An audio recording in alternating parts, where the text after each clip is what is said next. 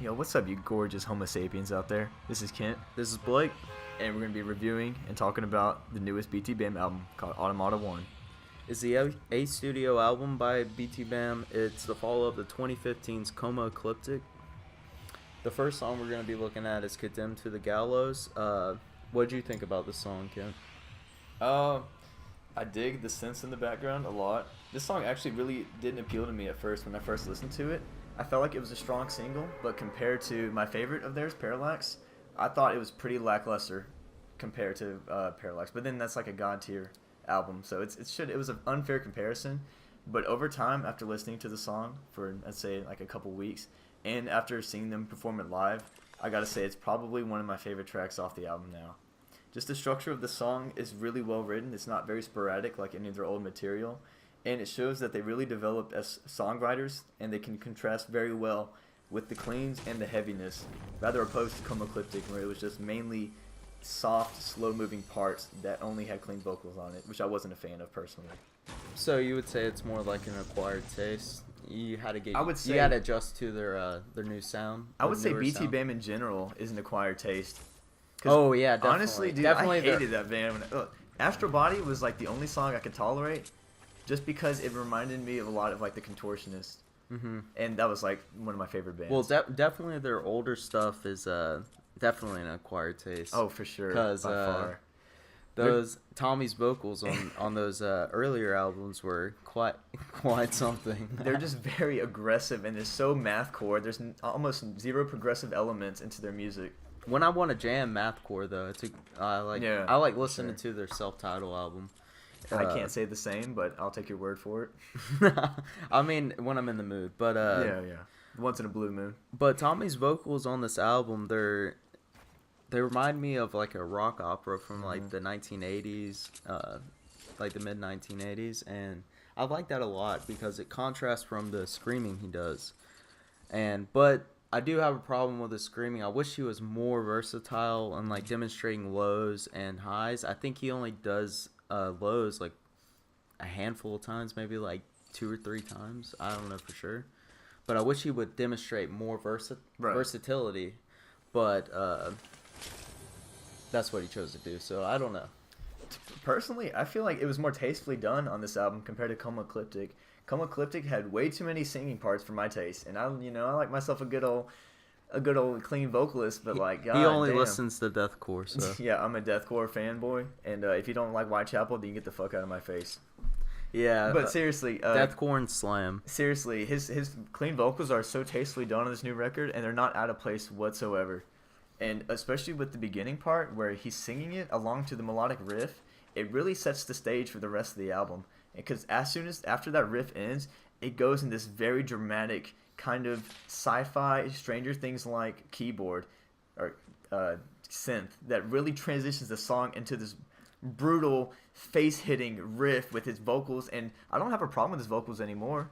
Honestly, I've gotten used to them, and I also don't expect the harsh vocals to be anything crazy. I just expect them to be very aggressive and to accentuate the parts that are behind it, like the instrumentals. So what you're basically saying is that you think they matured their sound on this album? For sure, by far. They honestly, their songwriting now is more about keeping the feel of the music thematically correct to the theme, which is always has been. But I feel like with Coma Ecliptic, they kind of lost sight of that, and they kind of wanted to do a different type of concept album that wasn't who BT Bam was. Yeah. But then let's look at the instrumentals on this album. And what did you think about that solo around like the 3 or 4 minute mark? I thought it was really impressive. Like, I listened to that solo like 4 or 5 times because it was just like, it's definitely like a highlight of the album for me personally. Definitely, that shit is beautiful. Even his cleans in that part where they're kind of like, they go well. Honestly, I enjoy Tommy's cleans, but sometimes it can't. His cleans do tend to be a bit cheesy. You think so? But really, I don't know. Most of the time it does tastefully, but some of his cleans, they do seem a bit cheesy. He's very dramatic, but that can be a good thing, but it can also be a bad thing. I really dig that the song ends with the intro, that riff in the intro. it ends the song, and I feel like that's such a perfect representation of what this album is meaning. It's like just because it starts in the beginning doesn't mean like you could end the concept and you would be just where you were when you first started listening, and anything that happened in between could all be in your mind. Yeah, but then again, we don't know the full Yeah, that's story true. because That's true. Automata 2 has not I just came feel like out that's yet. like slightly what it's hinting at. Like I kind of don't want to be cliche, but it could be an album that's like it was all a dream and none of it really happened. And like that'd Like be, the classic movies. yeah, that would kind of suck if it did happen. Maybe I'm looking too much into it, but kind of seems like something that is possible. Or maybe just not a dream, but maybe it's like the way you looked at it in the beginning had no impact on what happened in the end, and you totally misunderstood what's Yeah. going on. I think the concept is definitely interesting. About how a company is basically they're able to broadcast your dreams for the public to view what you're dreaming as you sleep. I For think sure. it's definitely interesting. I think it could happen in the future. Especially Maybe. with the one lyric where he's talking about AI. I feel like most of the songs are about a specific subject that all tie into what you said about people entering other people's dreams and using. Would it you for want to enter my entertainment. dreams? Depends. A wet dream? Yeah, probably not, dude. But yeah, I'll cheer you on from the sidelines. Okay.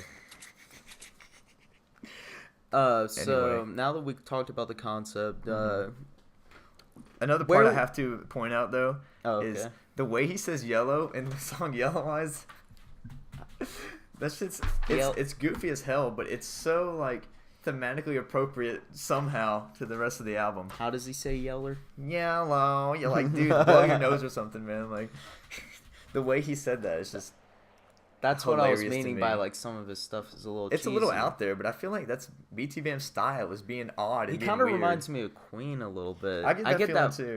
Yeah. Even though it's not even because they covered a Queen song. Maybe Yeah. that's why, because they may be two totally different genres, but But I I feel like they're carrying the Queen's torch, kind of, and they're In a like carrying way, that yeah. on through metal, which is interesting to see definitely his stage presence is amazing It's live. phenomenal, Tommy yeah. Giles, by far.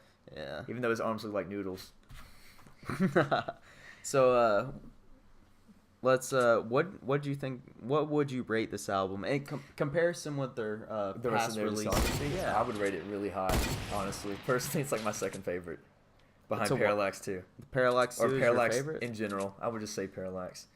So it's But I've always- so it's Overcome Ecliptic. Oh wait, you already said yeah. that. Come Ecliptic is probably my least favorite album by them. And like, sorry to all the Colors fans out there, but I did not enjoy Colors as much as the other albums. Shit on me in the comments if you want, but it just You never- were a fanboy of Colors, if I used to recall. be, but now I've kind of just gotten into the other stuff more. I still enjoy Colors, and I love seeing it live on their 10-year anniversary tour. But it just, I feel like their ideas are more condensed in their newer album, in Automata. So you would rank the new album. I would Automata rate 1, it probably a 9 out of 10. 9 But out of that's- 10. That's without the second part. I really enjoy a lot of the songs, and a lot of them have a lot of replay. Even the transition song, I don't mind it at all. I feel like it fits, and it's not too long where I feel like it's just a boring set piece used to increase the length of it, like monochrome passive. from Yeah, Proportion. definitely. And I also think this album, I think they touch on a lot of different elements they've used in the past. Like, you can still hear their mathcore roots. You can hear the metalcore. sure. They're not just a straight prog band. That riff now. in the intro of Blot, oh my god, dude. I think they're evolving nicely as a band, and I constantly find myself listening to Blot a lot. Not only that, Like, it's that was like a a great long song. song, but it's a journey. Honestly, it's kind of the majority of the album for me. Blot, even though it is kind of like it does run a third of the album length, I feel like it's a good idea that they did that. It's pretty much they swim to the moon. Definitely. Without that song, it would Automata. only been about 25 minutes because I Mhm. believe it lasts 35 minutes. So it would have been a pretty short album if it wasn't for that song. So I think it Yeah, does yeah. give it plenty of depth. And it's definitely the song I feel like they worked the hardest on. By Oh. how many emotions that go throughout that song. Like, it's just insane Yeah. looking at what all the musicians in the band did Mhm, during for that sure. song. Like, It's And crazy. Paul Wagner is a fucking god. I don't even understand how he creates some of those riffs, but he's a legend. Yeah, we hope the. I hope that Automata 2 is just like Automata 1 in the same style, but I hope it's also different. I hope it's wackier because I dig the way he says yellow. I dig all the quirkiness of the album. I like that it doesn't sound like anything else out there. Even if it's like bad, it can still be different and still be like, you know what, that part was really fucking weird and I probably wouldn't listen to it in a crowd of people. But like by myself, I can like giggle at that. And be Yeah, like, it's damn, that's BT Bam right there. It's definitely something you wouldn't play at a party to like. No, unless everyone there is also Yeah, to have fan a of fun BT Bam. time. But so overall, you would give it a 9. 9 out of 10, and that's. Yeah. I think that's about where I stand as well. It's a really solid release. I usually don't rate that high. I usually rate pretty low. But it's honestly amazing. I feel like our rating should be like closer to 20 out of 20. So I would give it probably like an 18 out of 20. Okay. Even though that's just fair. like multiplying 9 times. But like really, I feel like just having 10 numbers isn't a good range for it because some things could be good, but I wouldn't listen to it ever again. Which is like a 10 out of, which is like. Yeah, like a 9 out of 20 is something that was decent, but I would never listen to it again. Yeah, that happens a lot whenever I listen to some bands and they release an album. I'm like, it's good, but like I'm not gonna jam this all the time. I may come back to it in a year down the road. In case I feel like my mindset has changed about the music, which happened with BT Bam. I didn't enjoy them at first at all. It was. They have so much material though. Yeah, they do. They do. It took a while to get into all of it. Because every album is so different from the last. It's all metal, progressive metal, but each album is a genre on its own. To be honest, and in my opinion, we're really into music like that too. We love music that contrasts in itself. Sometimes, like some of the albums we listen to, they don't contrast. We just listen to them for nostalgic value. But a majority of what we listen to nowadays, there has to be some kind of difference in the sounds. Otherwise, unless like their album is just amazing, like After the Burial, they can just pull it off so well. Definitely. I feel like I would need some kind of change from the last album. So, are you ready for Automata 2? Absolutely. I can't wait. I'm really bummed I missed the vinyl on Automata 1 because it already sold out. But yeah, I'm definitely going to pick up Automata 2. Oh, the vinyl sold out? Yeah, it sold out. Rip. Yeah, ripperoni, my I pepperonis. I didn't buy it. I'm sorry, BT Bam, if you're listening. I'll buy your next one, I promise. Or you could repress this one. Please repress it. They probably will. To be honest. It's Sumerian, dude. They're going to put like 10 more pressings out there. But yeah, this is our review for BT Bam's new album. Let us know what you thought about it in the comments, and if there's anything that we fucked up on, please let us know in capital letters. Yeah, exclamation marks. All right, guys. See you next time.